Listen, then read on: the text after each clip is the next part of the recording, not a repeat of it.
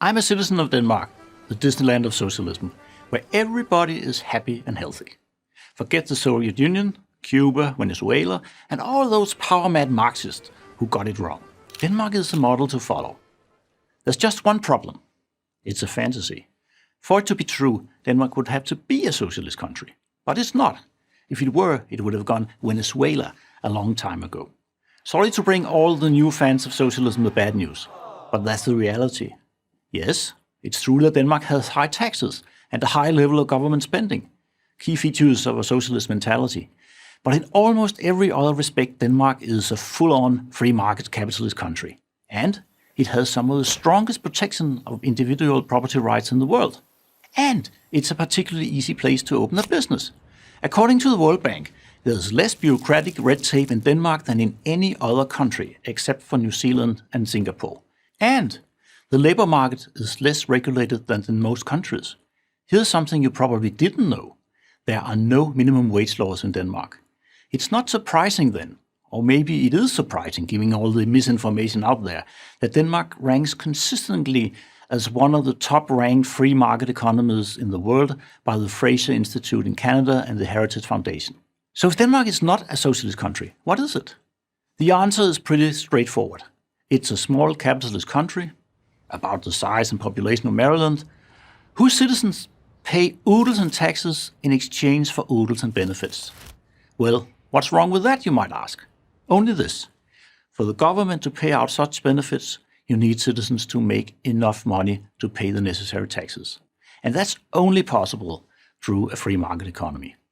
Let me explain with some Danish history.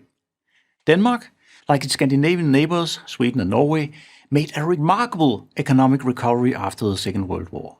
The combination of a highly productive workforce and, get this, low taxes created a lot of wealth.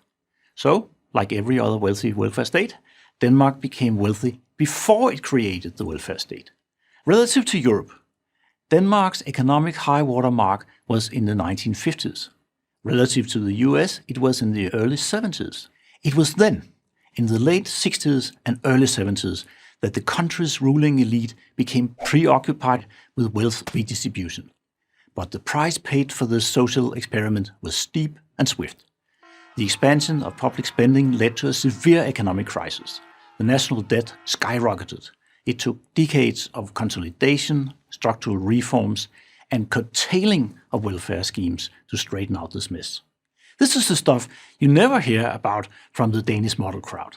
The sharp tax hikes and spending also sparked a widespread popular revolt and led to the emergence of the tax protesters party, Fremskridtspartiet. Even though the party no longer exists, the widespread desire to cut taxes remain. It's worth noting that the welfare state originally began with government pension payments to the elderly. These social security-like payments are now in the process of being overtaken by private pension savings plans, the Danish equivalent to a 401k. That's right. In reality, Denmark is gradually moving away from US-style social security. It can't afford it. Denmark, the so-called socialist model, is returning the responsibility for retirement savings back to its citizens. And what about healthcare? Free, right? Nothing is free. Danes pay for their healthcare through their high taxes. Private healthcare insurance is available, however. It's becoming more and more popular as long wait times associated with government-run medical care becomes less and less popular. But in a welfare state, education is free, right? Well, that's another thing about free. It doesn't mean ideal. Almost 1 in 5 parents in Denmark chooses to send his or her children to private schools, paying part of the bill themselves. Yes, college is free, and even includes a living allowance. But there's a growing problem of getting students to graduate.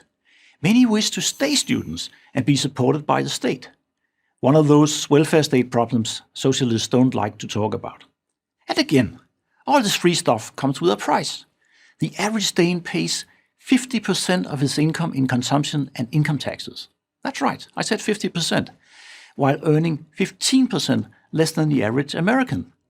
After taxes, an average American has a 27% higher disposable income than a Dane. Don't get me wrong. Grey winters aside, Denmark has much to recommend it.